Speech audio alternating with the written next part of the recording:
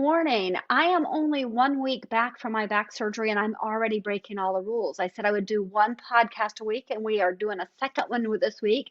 I'm breaking another rule, which is don't ever go live without having it planned. As a matter of fact, I'm looking at myself, there's no lipstick on. What am I doing?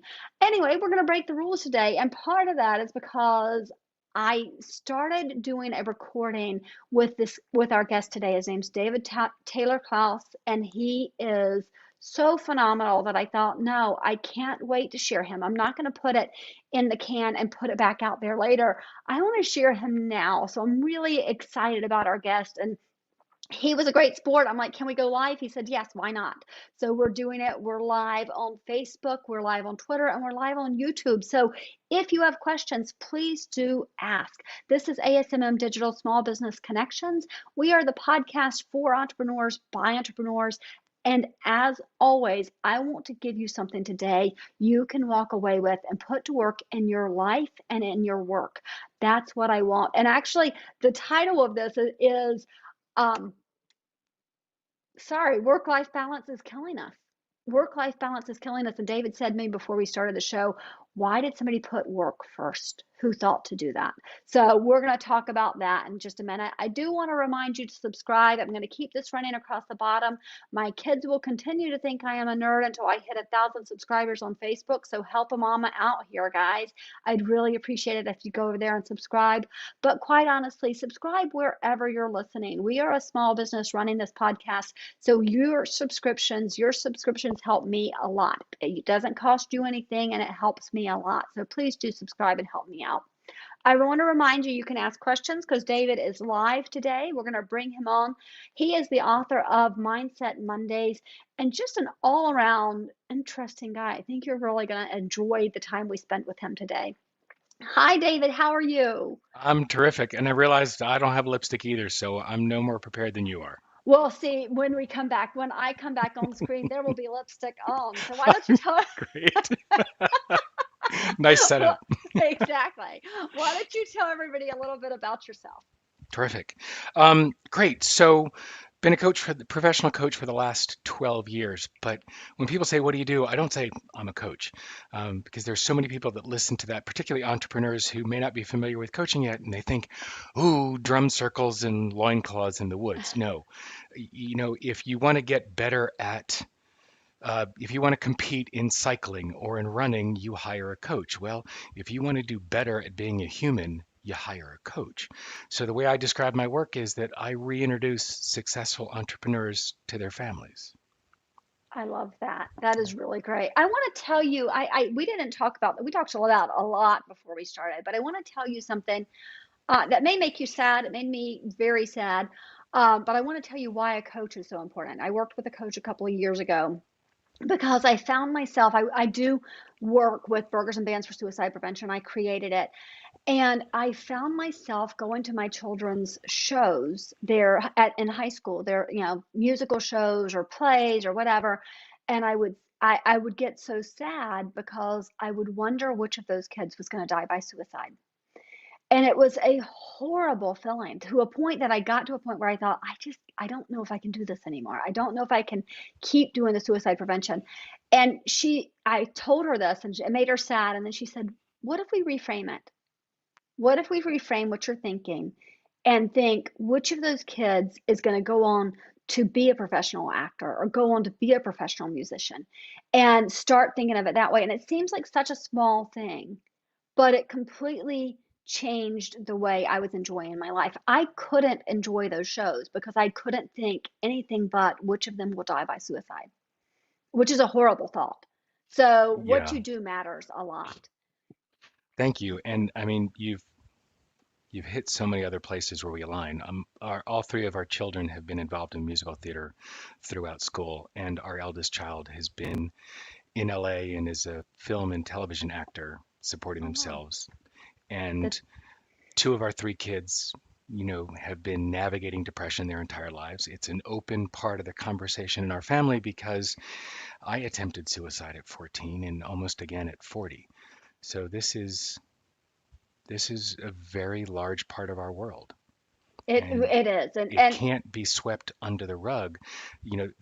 Suicide, the it can't be that the only time families talk about suicide is at someone's funeral. right. Exactly. Exactly. Thank you for sharing that. I really do Yeah, appreciate it because I think it opens that conversation. It allows us to say it's okay because the strongest among us have struggled. You know, hmm, when I went through my depression, I was an Ironman. I was an Ironman athlete. I mean, literally had just done it 6 months before. So it can happen to anybody. So I think it's really important. I do want to move on and talk about though. We're going to start with something that I think is I saw it in your bio, and it was so the soul sucking, culture devastating phrase. What is that phrase? oh, work-life balance. It is absurd. It is the worst piece of our culture because it's designed to make people think that they can architect a world around it to make their lives better when in fact just the perverse idea of putting the word work first has us. James Campbell Quick is a professor in Texas who talks about this. He says we dedicate 70 hours a week into work, and then we try to jam our lives into the little cracks that are left around it. And that's wrong. We are not living to work. And work is no more a part of one's life than family or community or faith or whatever the values-based things are that move you. So why even have it in the phrase at all? Right, Life work balance isn't much better. right, What we're looking for is more of a life rhythm. Finding that natural rhythm that balances all the different things in your world in a way that works for you. That's the goal. Work life balance, we need to stop using that phrase altogether. I think that's great. And a life rhythm is so good because that's exactly it. We have to find. Yeah, I'm going back to Ironman, going back to bicycling. And if one of the things that people don't realize is when you're biking, it's really all about that rhythm. It's all about keeping it Absolutely. all together, right? And so I'm a that long is really distance life. cyclist. It's There you absolutely go. that Absolutely. rhythm is what makes the difference. You can't trying to get a consistent circular rhythm with your pedals and not just pounding the front each time. Getting a rhythm is what gets you up the hills. It's what gets you into your ride. So Right, we see that exactly. everywhere. Exactly. So everything that you do in life, whatever it is, I loved that you pulled faith into this because for me, for the longest time, when you have a child who has depression, there's going to be a struggle with God. And so I had that for the longest time. And now that I am back and I'm like, okay, God, I forgive you. He's forgiven me enough. I forgive him this time. Works out. So, but it does, it matters. So I No, want to it say, tests you. yeah, exactly. It does. It tests you. So, and I love that you do have to think about that. And it's sometimes there's going to be an imbalance because you are going to have to focus on one thing more than the other. If you have a child who's struggling, if you're just growing your business, you may spend more time there, but you just kind of figure that out. How do I make sure that I'm still giving something to the rest of my life? Well, and that starts with those open conversations. Don't think that because I've written this book and because I speak to these things that I've had it right all the way along. No, I didn't. Part of how I understand it now is from doing it wrong for so long. My Right. wife raised our children for the first 10 years with very little help from me because I was one of those over-calibrated leaders. I was so obsessed with my business and so over torqued towards it. And anytime there was a conversation was going to start about getting more balance, sharing more of the load, it was like, I can't. I've got this going on. I've got that going on. I have to focus on this. Right. And if she weren't so patient, it would have destroyed our life together. And those conversations, marriage is the hardest work you'll do every day. And you can't just be married to your business. I tried that. It doesn't work. Right. No, it doesn't work. We're going to talk in a minute about words and how words create worlds. But I want to say, you just said that if we don't have those conversations, and I think it's something when I'll go back to Iron Man again, since I already mentioned it once or twice already. When I decided to do Iron Man, one of the things I did, I said to my family, I sat them all down and I said to the entire family, I give a lot to this family, and I have decided I'm going to do Ironman, and it is going to take, in the end, 18 hours a week of training. That is a lot of training. And so I'm going to be selfish for the next 6 months. Hmm. And I said to him, I want you to know, I'm not going to do an Ironman a year after this. I know a lot of people who do, but part of that came in that conversation. I didn't think it before I went into it. I went into it saying, I'm going to be selfish for 6 months. And as I said it, I had to say, and let me say, by saying that, I'm not going to be selfish 6 months of every year. Yeah. So once you start that conversation, it changes everything. That leads into words create worlds. Talk a little bit about what your thoughts are there. So let me ask you, Anne, is there something you feel like you're not very good at? Oh, there's so many things I'm not very good at. So Right? pick one you're willing to play with here. Okay, let me go. Let me think about that. Um, I'm actually not very good at sticking to a morning routine. By the way, welcome to the club. Um, no, what I like about that is first of all, you didn't slam yourself. You didn't say I suck at, but you did Right, say I'm not very good at sticking to a morning routine. Our primitive brains don't. There are five things that the primitive brain knows how to do: fight, flight, freeze, feed, and make babies. That's it. And so it doesn't have nuance. When we say things that are locked and binary, either or, I am good at or I'm not good at. When you say I'm not very good at something, the primitive brain hears that. It is held as truth. It's processed by the midbrain with the emotional systems. And then the prefrontal cortex, the modern brain, has the really unenviable task of trying to attach language to it. But we have told the truth in that statement, and that's the way our brain processes it. So just adding three simple words like up until now, I have not been very good at sticking to a morning routine changes what's possible. It opens up right, space for possibility.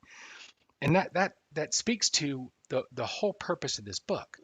There's a quote at the beginning that says, "We do not see the world as it is, we see the world as we are." So what that opens up is an amazing amount of possibility right, because if we choose a lens to see the world, if we choose a lens of I'm not very good at, then we begin to see other circumstances that prove that we're not very good at it.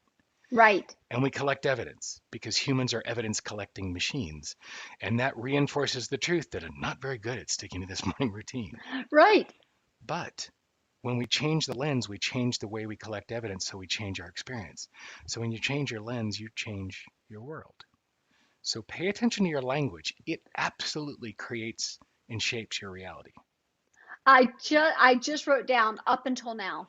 Up until now, and that is it's very very powerful. That is a very very powerful thing. Yes, yeah. I So wanted to what? show you Yep. that. Thank you for So pulling that one up because I think yes, Lee, yes, open up space for possibility. yeah, absolutely. I think it is so important. You know, think about when you try to teach your children to read, and they say, "I can't do that." Well, they can't if they really if once they say that, they have a very hard time doing it. It's when they start, they become little reading machines. I'll never forget with each of my children. They start, I can't, and then suddenly, oh my gosh. But that up until now part, I think is very, very powerful. Well, It's, you can watch the light bulb flick on for a kid when they say, I can't read. So, okay, you can't read yet. I get it. And I knew you when you didn't know how to talk.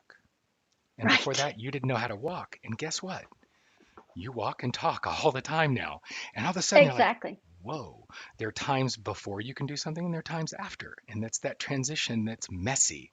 And when the right, kids begin to realize that, they collect different evidence along the way. It's a powerful awareness for a little kid to understand that there are times before you know how to do something and times after. And in right. between, it's messy. Well, I mean, I'll go. My husband, such a great example. My husband was so inspiring to me. He had wanted to break 4 hours in a marathon for years.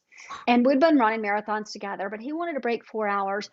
And then he he says to me, I want to qualify for Boston. And I said, sweetie, to qualify for Boston, you have to run a Three and 3:15 a half, or yeah. marathon. Yeah. And he says, and I'm like, and you haven't broken 4 hours yet. And he says, yeah, but I'm going to do that. And I was like, okay. And so 4 months later, he ran a 3:06. Jesus. It was amazing to me, and he became a fast runner. So he actually went from being, an okay runner to becoming the person that people are like, oh yeah, Blaze is a fast runner. How cool is that? So there was that before and after for him. Oh, he learned that he could be a fast runner. Yeah, my friend who's podiumed at Kona says to me, he goes, "Look, here's the secret to running a fast marathon." He goes, "First mile, run as fast as you can, and after that, go faster." I was like, "Yeah, this is why I'm a cyclist."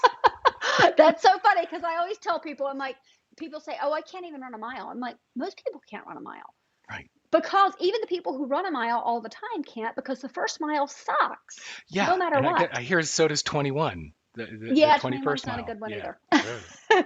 So exactly. Cyclist, runner. Yeah, Yeah. cyclists, I'm right there with you these days. Yeah. So, well, hey, so I want to talk a little bit about happy accidents. Actually, you know what? I started triathlon with a happy accident. I broke my tibia, and so I had to start swimming. And I started swimming, and I kept going back, and I'm like, can I go back to running? Can I go back? No, you can't go back to running. Finally, 6 months in, he's like, hey, you can start biking. And I'm like, okay. So I started, now I've got swimming, now I've got biking. And then More by the hardware. time I could go Yeah. back to running, I'm like, oh, I got a triathlon. I might as well do it. Right. So happy accidents. So, Well, um, and I like it. There's a distinction between a happy accident and the entrepreneurial seizure. Michael Gerber talks about that in the E-Myth, and it's the oh my God, my boss is a moron. I could do it so much better. I'm going to start my own. Or right, a story in his book, oh, you make great pies. You should start a company.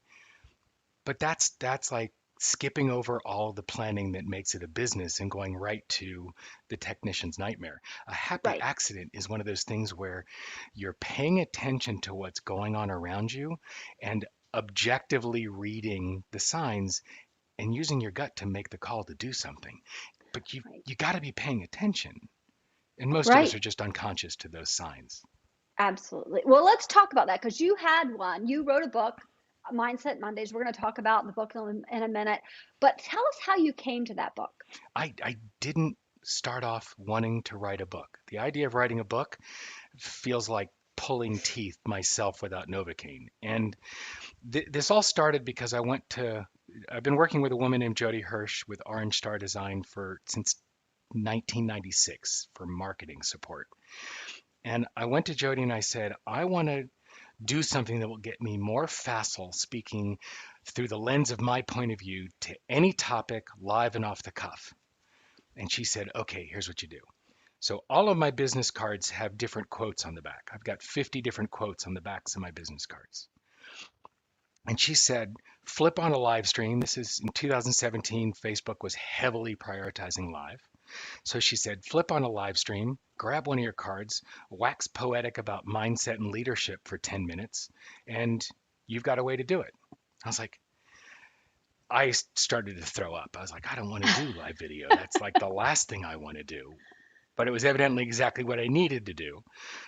She also said, oh, and it could turn into a TED Talk or a book and live events and programs. And she rattled off like 12 other things, but I couldn't hear what she was saying over the sound of my retching. So I didn't really think about it becoming a book. But then after the live stream continued, this week I recorded the 155th weekly episode. It's been going over 3 years. But I people started showing up for the live broadcast. People started commenting and interacting during the broadcast. We started a Facebook group for the folks who come and they can continue the conversation in the week between. And it started to snowball. And over the course of it, I learned a ton more about mindset and leadership. And I started to learn a lot from the community, what was resonating, what was working for them, what was lighting them up, and what fell flat. And the book is an amalgam of what I knew and have learned about mindset and leadership and what I learned from them. We include a lot of the words from the community in there. So the book, honestly, began to write itself. Now, Right, I have a co-author I worked with to get it actually onto paper in a way that people would want to read it. right, Um, but it's astounding how, as entrepreneurs, here's the happy accident. Start creating content, start writing, start speaking, keep track of it, stash it away, use the notes app, use the dictation, Siri, take a memo. Oh, wait, don't. right. But use that content because that's your intellectual capital. And over time, it builds into your intellectual property. The book wrote itself over the year, and it's fabulously easy that way. Yeah.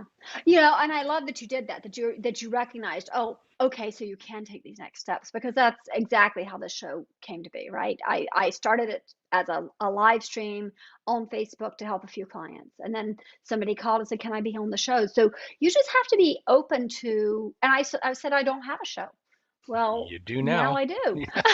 So, and that moves on and we do other things with it. It started, it was only going to be on video and now it's on a podcast all over the place and is listened to thousands of times, and it's really amazing to me that you can get yourself out there in that way.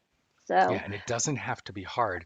That's another messed up thing that we have these perverse ideas lingering from our acculturation and education process that the fiercer the dragon, the sweeter the victory. So even when something's not hard, entrepreneurs are famous for making it hard just so it feels like we slayed a dragon. And right. I'm trying to think of what the technical term is. That's dumb because it just burns energy so much. And the one thing that an entrepreneur needs more than anything else is a handle on how we expend our energy. Because it's Right. the only thing we have, right? And when Absolutely. you're starting from scratch. So, wow, what would it look like if it were easy? That's the question. Whatever else comes out of this podcast, write that down, hang on to it, play with it. I don't like Tim Ferriss's version of it. What if it were easy? I don't like if. That's too Right.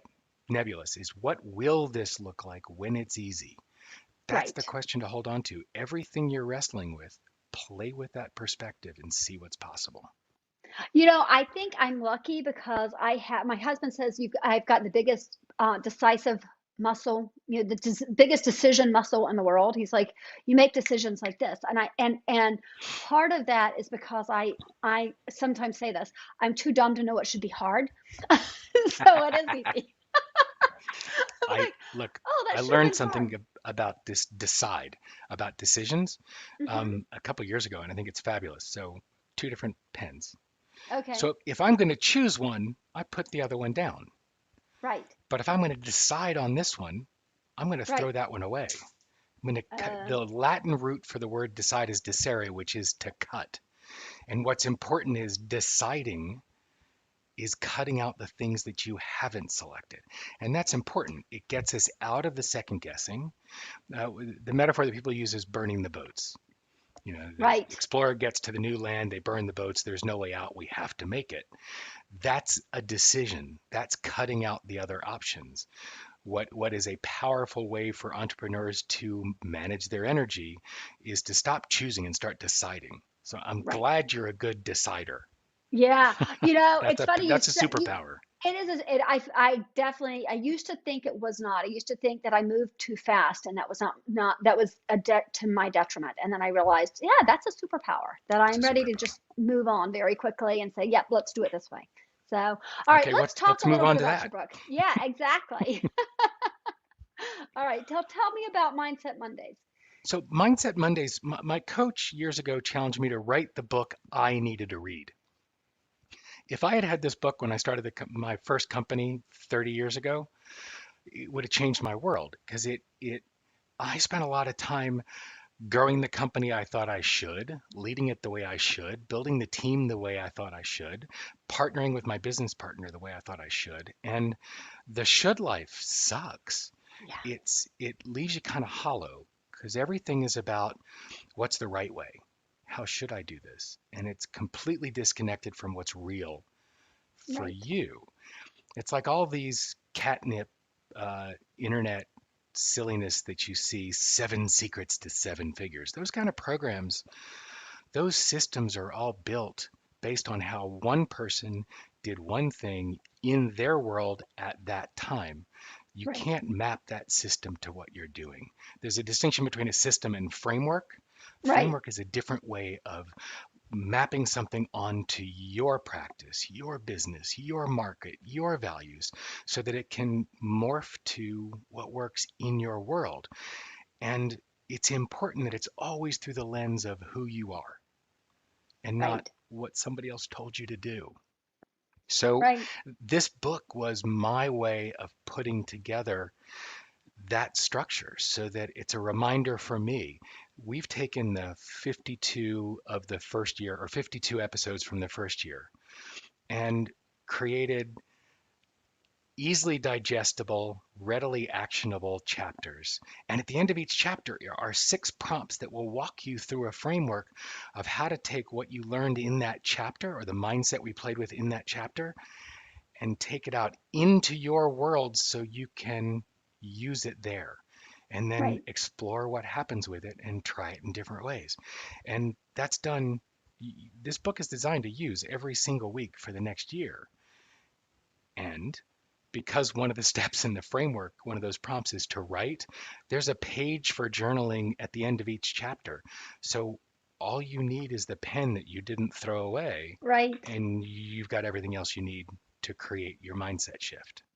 I love that. And I get a lot of people on who have books, and I can't read them all, but I'm definitely going to order yours as soon as I finish this, because I think it, as you were saying it, one of the things I was thinking about is I've been a reader for as long as I've been, as long as I could read, I have been a reader. And my husband has not, and he has always said, I want to be a reader. And a few weeks ago, I have no idea what made me just give him a really hard time, but he was saying something to my child, and I said, no, no, no, no, no, our child. But I said, no, no, no, no, no. You're giving him a hard time about this. Yeah. But the truth is, you have said for years that you want to be a reader, and you haven't done it. And what's stopping you? And Yeah. I must have said it in just the right way to really make him go, oh, Ooh, okay. yeah.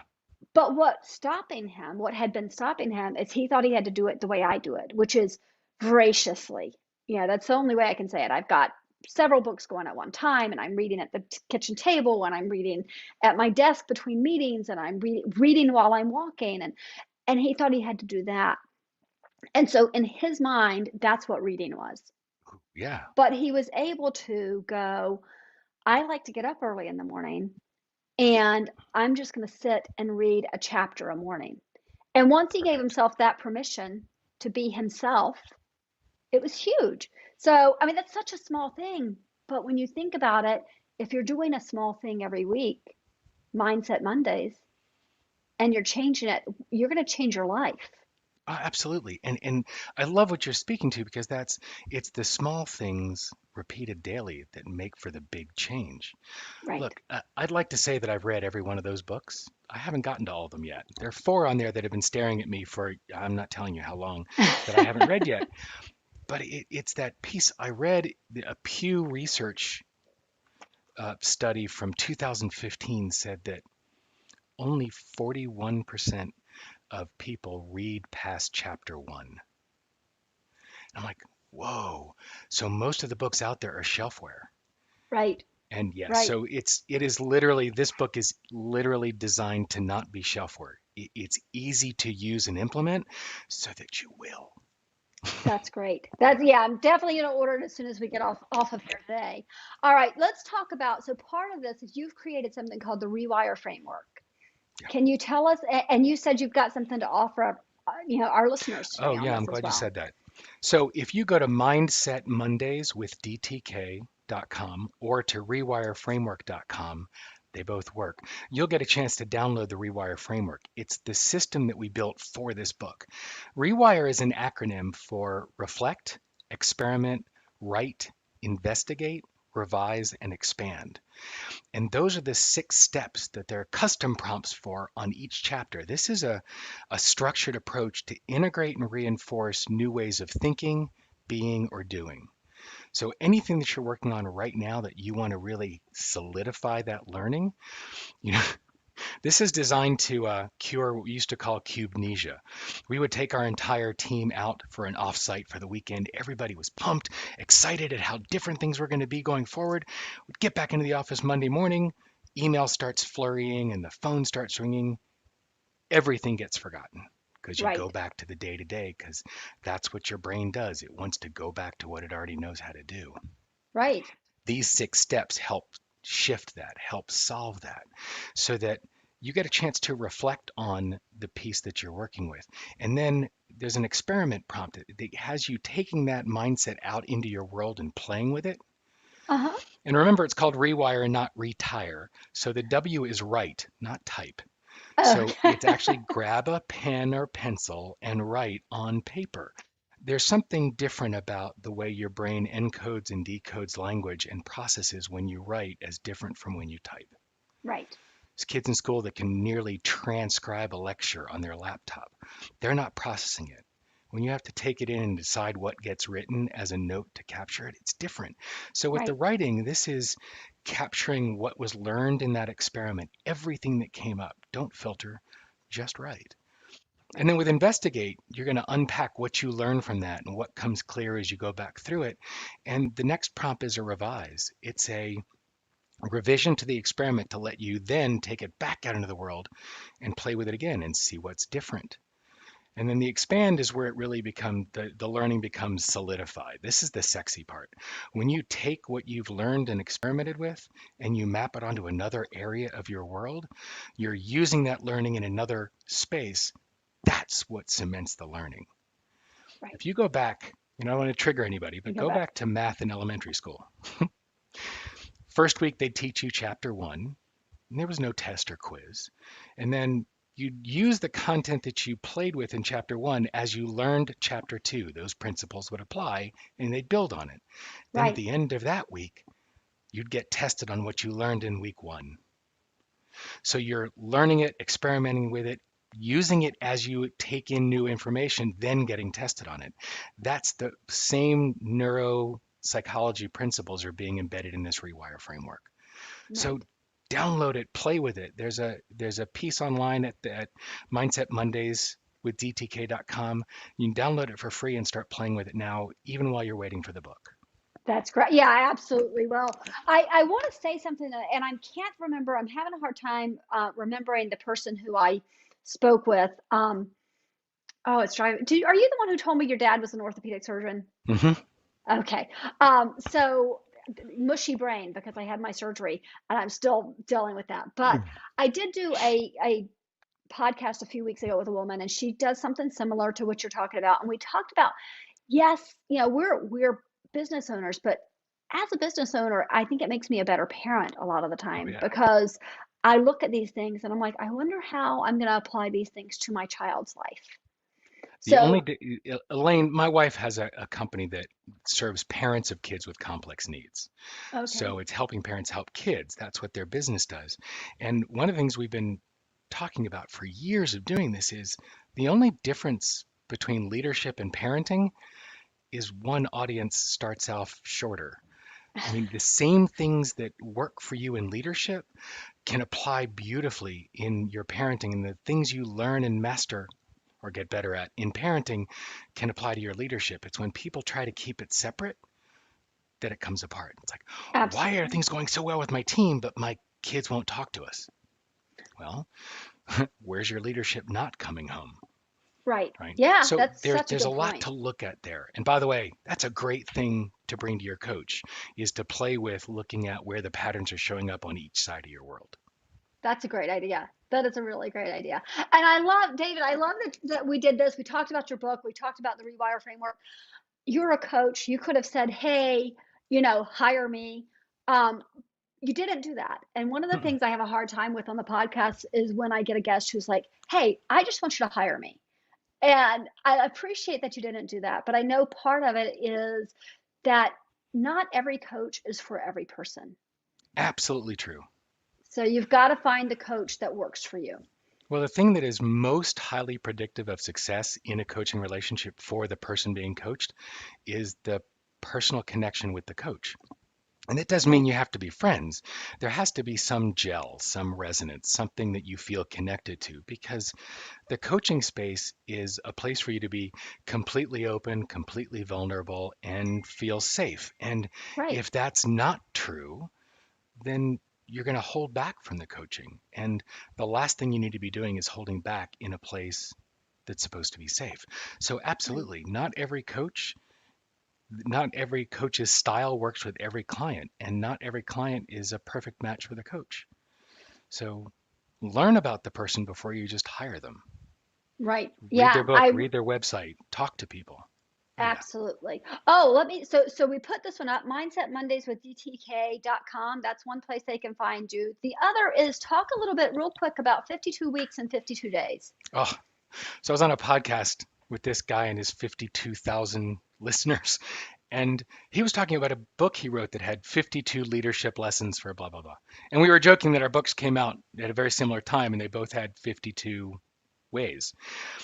And he said he's built this mastermind where he's going through one chapter, one leadership lesson every week for a year with it. And I'm like, I'm on the podcast, we're talking about it, and inside I'm like, oh great, it's week 6, must be chapter 6. Oh, I would be bored to death. No slight to him, it would make me crazy.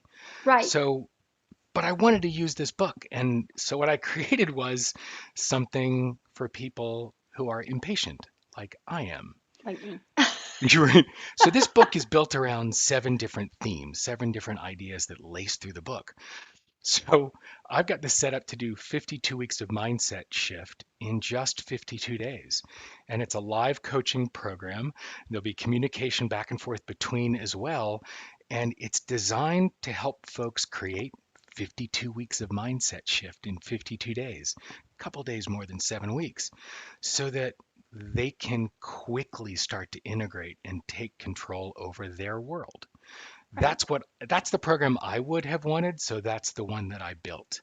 And I That's just great. opened up registration for the next one starting on March 1st. That's great. So they Yeah, can still register. If somebody wants to register, they can register at this 52 weeks absolutely. and 52 days. That's great. So that's 52 weeks and 52 days.com if you want to go there. And real quick, before you go, I want you to give me the books. We always talk about favorite books here. Just so you know, I'm reading Anne Hanley's Everybody Writes. Ooh, I nice. don't, oh my gosh, it is phenomenal. Yeah, I I wish have I'd read that while I underlined was so writing this much of it. thing. Yeah, oh, it is absolutely phenomenal. I have underlined half the book. I'm going to have to go back and read it again. So, one of the ones you suggested was Sapiens. Do you want to tell us a little bit about Yeah, that? Sapiens is an awesome book. It takes a minute to get through, but it's sort of a history of our culture as human beings and how it evolved over the millennia and why cultures are shaped the way they are and the why we have agreed upon fictions like countries and corporations and how they exist only because they're culturally agreed upon fictions. And it's fascinating to see we didn't domesticate wheat, wheat actually domesticated us. So, reading through it gives Interesting. you a unique view and understanding of humans. And since all of us as entrepreneurs serve humans, the more we understand about them, the better. The So, better. great book. Absolutely. All right. And then one that I had never heard of, Only Tens. Yeah, And it Mark has a J. unique Silverman. subtitle. Yeah, and well, instead of trying to get it on the screen, you don't have a time management problem. You have an honesty problem. And by the way, make sure you get version 2.0. He's good. This is Okay. the new release of it. What's brilliant, and by the way, tiny books, very cool.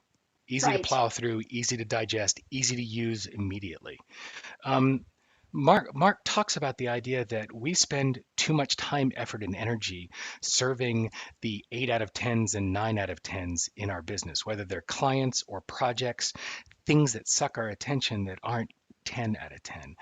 And the better we get at saying no to those 8s, those 9s, and even the 9.9s, the better our lives become, the better our balance sheets become, the better our worlds become. So only 10s is a great handbook for getting your crap together and quickly. Well, and that's a scary thing for people to think about. I mean, even getting rid of your bad clients is a scary thing often, right? To think about getting rid of an eight is like, oh, I can see the value in it. I really 8 can. takes more energy to serve than a 10, and it feeds you less energy than serving a 10. And Yeah. plus, Yeah. so Jody Hirsch, the woman, the marketing person I've been working with forever, back in 97, I thought she was firing me because she told me somebody had taught her that you need to fire one client every year to make room for what your business is becoming and who you're serving. I was like, Right. okay, now once I was sure she wasn't firing me, it's been a great thing in my world as well because it opens up space for the better, clearer example of who my tens are. Right. It really does. It really does. And it makes you think, at least stop and think about who they are. So, all right. And then one more, soul batical. Soulbatical is by Shelley Paxton. Shelley was her last corporate gig was as the CMO, the Chief Marketing Officer for Harley Davidson. Killer gig for a killer company, a woman high up in a super testosterone saturated industry, let alone company. And she crashed. She realized that she was at the top of the ladder in how does Jim Rohn say it? Nothing worse than getting to the top of the ladder and finding out your ladder was against the wrong wall. She was living somebody else's dream of Right. rising through the ranks in corporate and had effectively neglected herself, her soul.